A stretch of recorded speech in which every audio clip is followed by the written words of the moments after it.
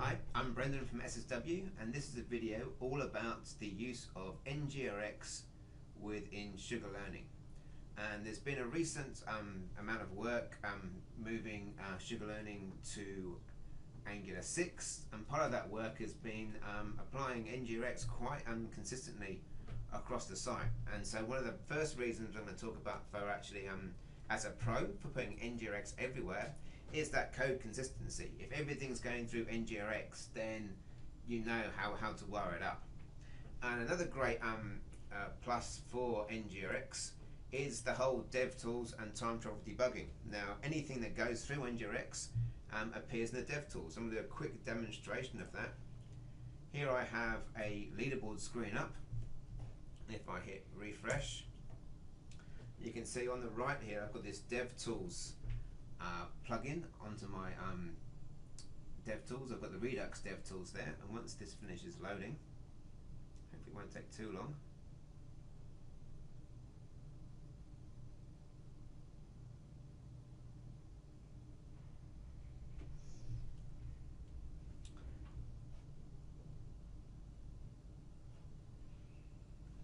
Here it is, finally that's loaded, and we can see all the store actions that were raised there and the state at the end of each store. And we can see the full loaded at the end of each action. We see the diff. If I come here, we see the full state coming through, and we can walk back and forth through time. So this tooling is incredibly useful, and obviously if you don't use NGRX for some features, then some of that debugging will be missing.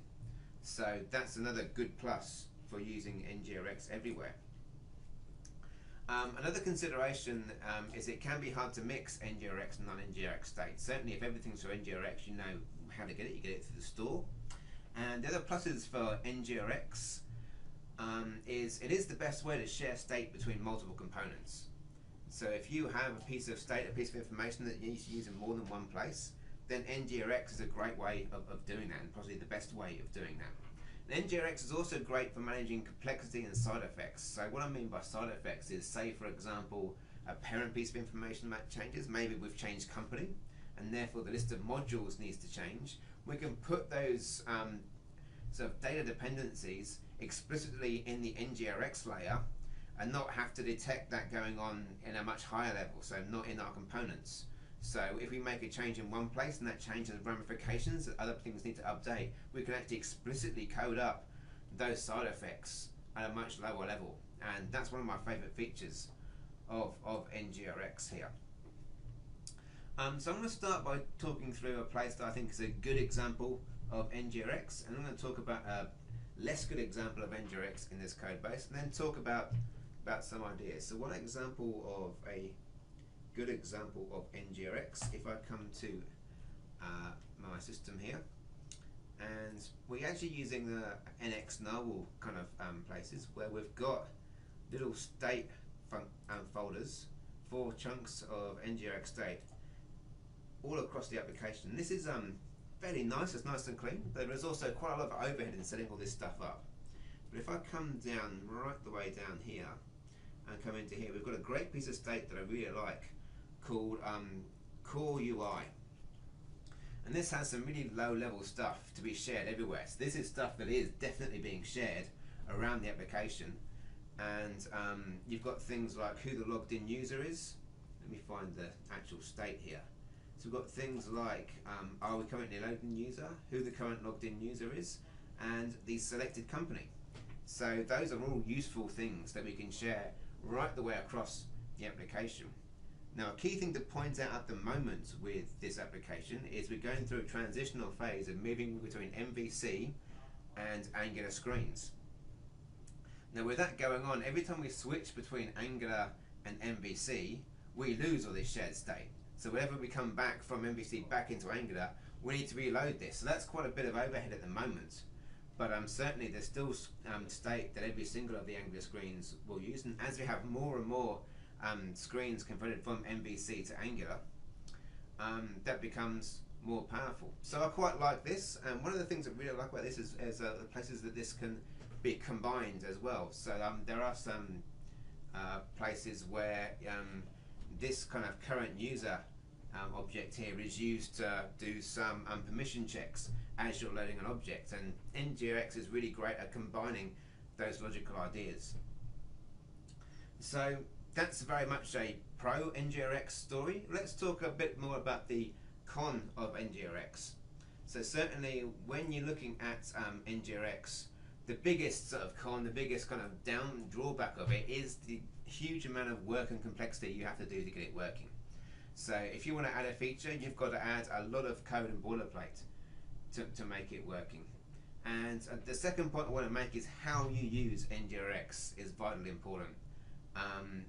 Just saying we use NGRX for everything and therefore our code will be good will not work. You have to be very clear about how you're using NGRX and the benefits you're getting it, because if all you're doing is just using NGRX as this complicated layer between your components and the API, yes, you get all that logging, but you could have got that logging just by logging the traffic between you and the server. If all you're doing with it is just putting NGRX between you and the server and just making it harder to work with your server, and that's not really getting a huge benefit out of NGRX. Let's take a look at an example where I think the NGRX use has been less good. I'm not looking to sign out an individual thing. I think this is more the issue of what's the drawback when you say a rule like we must use NGRX for everything.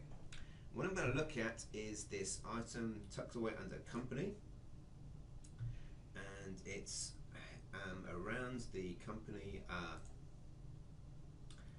FAQ component. And the company FAQ component actually has a chunk that displays who the admins are. So let's take a look at that in the user interface, if I can remember the right path. So it'll be SSW search if I actually come to the right place. Right, I might go to the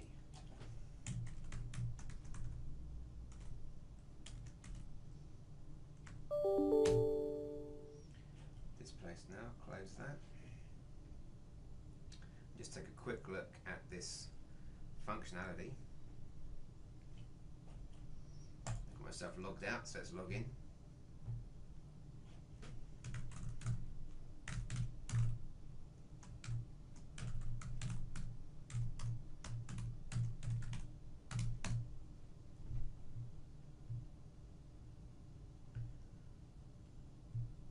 Nearly there. I come to here and I go to FAQ.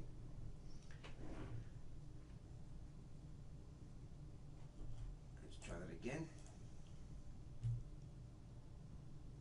Here we are. I'm down to the FAQ page, and what I get here is a list of administrators against the currently selected company. So far so good. And let's take a look at some of that code in the code for that FAQ component, because what we've got in this company FAQ component is that list of companies is actually selected from the store. And so let's take a look at that store. So what happens here is we land on this component, we dig into the URL to find the company code, and if I look at the URL, that URL is here. So at this point, it's worth pointing out that for this particular component, we're not using any stored state, any state somewhere else. Just landing this component goes and reads this value from the URL and then fires events into the NGRX engine to go and fetch the data. Now, my opinion now is with NGRX, that's a little bit backwards, because I would much rather see the NGRX stuff being driven from this URL. So NGRX watches the URL, NGRX picks up what the current company is from there, and then when I land on this component, that state for that component is already set. So that would be my preference there. So NGRX allows you to kind of inverse the dependencies here. But if you take a look at the actual how this is now implemented, because there was a rule that said we have to use NGRX, and this was added on to existing functionality, what the user did, or what the developer did, was find, okay, this is to do with companies a little bit, so what I'll do is I'll go and add this to the company state. So here in company, we have company state and company reducer. and we look at the state for the company reducer, we see we've got a whole bunch of things in here, and what we're actually loading is this company admin list, this list of company admins to display for this screen. So let me recap. What happens is we land on this page, the component in this page grabs this company ID and fires in the requests into the NGRX engine to load this stuff. But what that means is we've got this state object here that contains all these different things, but a lot of this stuff is unrelated. It's kind of loosely related because it's company data, but we're making changes to just this chunk of it, and none of this other stuff is in sync. So we've got this object that looks like all these things are related, but actually what it is essential. It's just a kind of glob of data where these different things are unrelated, and these different fields are all being used at certain points by different pages in an unrelated manner. So there's no consistency between those things. So I would probably say in this case a much cleaner approach would be to separate that out. But also, if we look at what that actual operation does, let's go back to that. If I can find that component, company FAQ component, you can see what we fire is this get company admin list, and if you follow that through, that actually eventually performs an effect called get company admin list.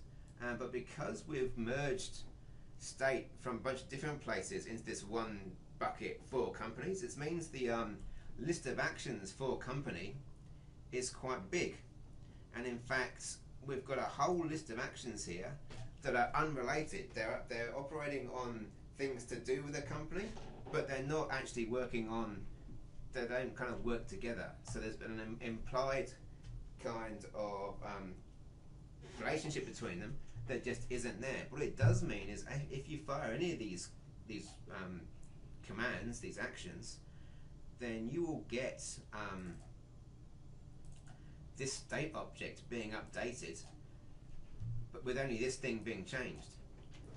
So if you're listening to this as a whole, then this is being updated all the time with unrelated data, and actually you're having to use select statements on these individual things to get observable just on those individual things. So my feeling is we've got too much data that is unrelated being lumped together into one state object, and then we've got all these different functions that are unrelated to each other and operating on little chunks of this object. And I'd much rather see that narrowed out. If we have this list of things that's only related to company, I'll probably just pull that out, use the shared state of what our selected company is to actually drive, alright, what company are we working with, and then just have a single piece of state of this admin list because it's only used by one component, instead of having this shared state that's used by different components but in different ways. All these different components are kind of working on different chunks. So the one we're looking at here is only working on this chunk,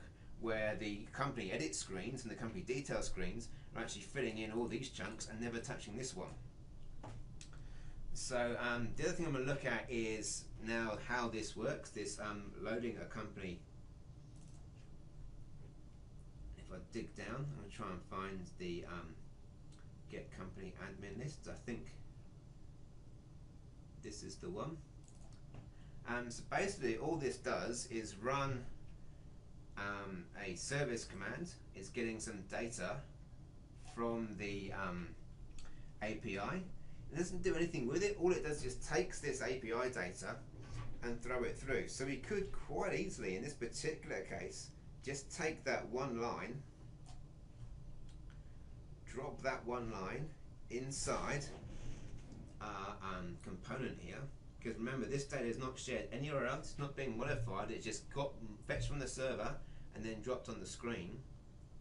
So in this particular case, we could have just fired that one line, had that one line running inside this company FAQ component, and actually bypassed the store completely.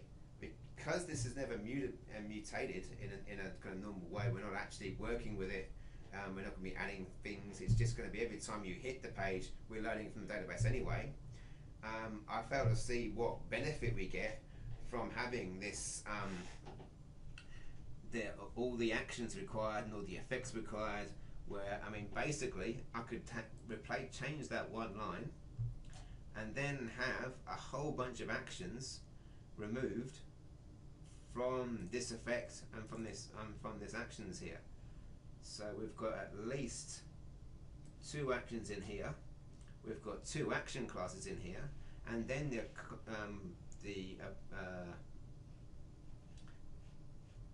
after the 2 actions we've got 2 reducer lines coming down in here, and we've got the effect to actually go and do the loading. So we're looking at 6 or 7 things we can pull out just by not having this particular thing go through the server. So it really is important to weigh up,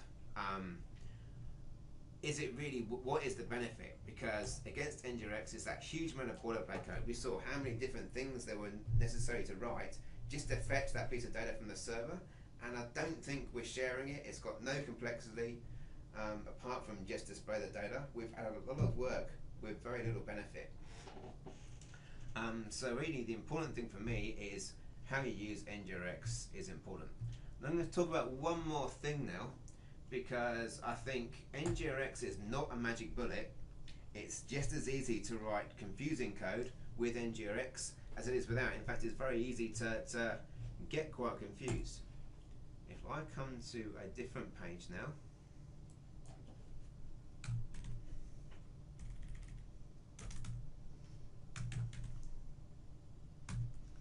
and bear with me, I'll get the right spot.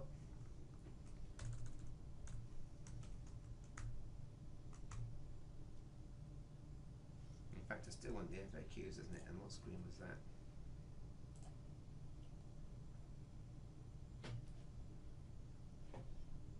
But I want to show you this in the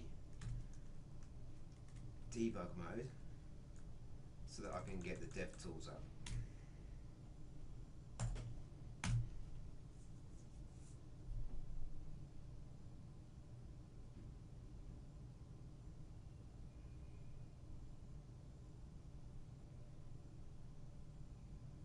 Hope this doesn't take too long.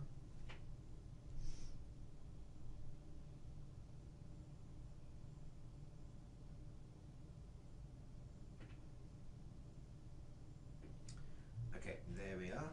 But I'm going to change this to a different company name. I think it was Test Martin. And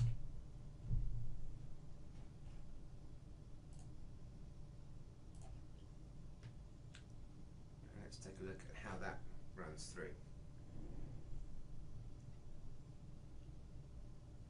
Give it a few more seconds. Sorry about this.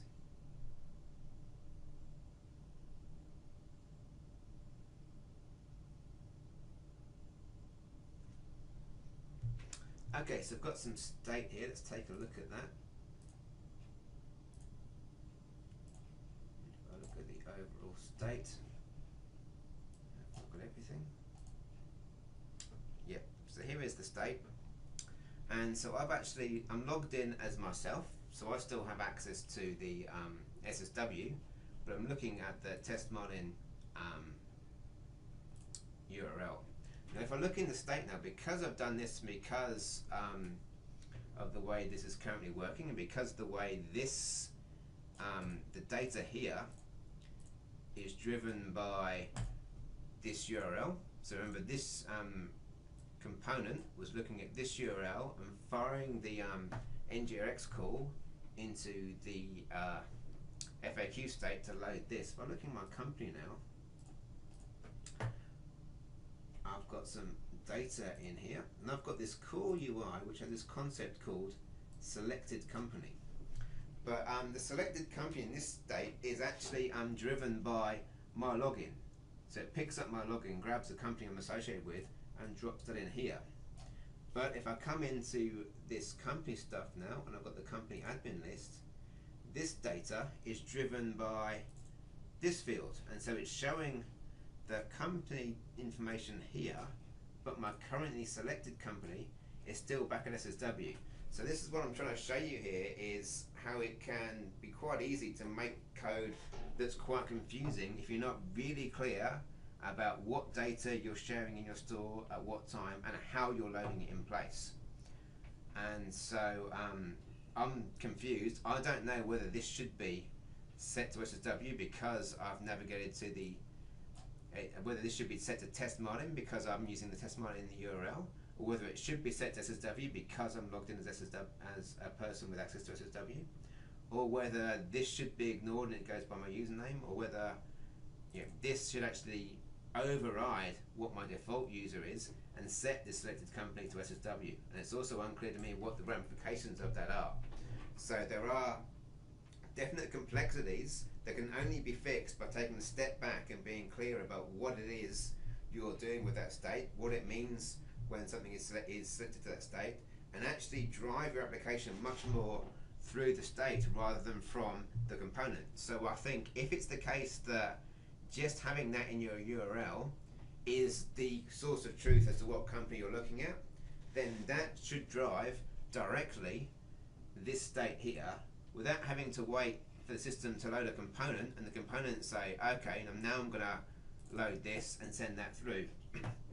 So I think we should take a step back, think clearly about it, and if it's the case that this is the source of truth about what the company is I'm looking at, then we should implement it that way so that things like this are driven by that and not by something somewhere else. So that's quite a complicated piece of thing to talk about. So let's take a look at some conclusions. Really, I feel personally, and you might disagree, it's okay to bypass NGRX for simple one-off read-only operations.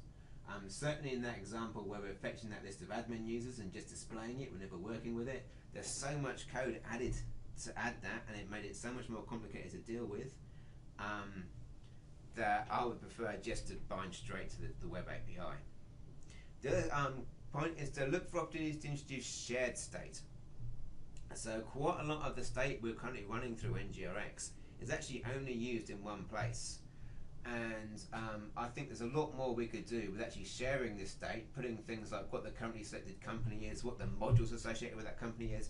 Those kind of things can live in a shared state and only be changed and reloaded when they need to be. Where at the moment, too much of this state is being driven by landing on a page and then just loading what you need anyway, regardless of the fact that you need to load it. If it was in a shared state and we managed the fact that we already had that loaded, then we can actually seriously speed up and reduce the amount of traffic going to and from our server. The next one is with NGRX, you do get the ability to take a step back and drive the state in your application slightly differently. So don't wait for a component or a page to load, and then once you get to that component, say, all right, now I'm going to look at the URL and work out whether I've got the right company selected. Drive it directly from the URL itself, and then when you land on the component, the loading's already taken place. And the final conclusion is shared state will become more useful when we have more Angular pages converted. And I guess my final sort of answer here to answer is, should we use NGRX everywhere? Is it depends. There are definite benefits from using NGRX, but if it's not done well, it could be just as bad as not using NGRX. Thank you for listening.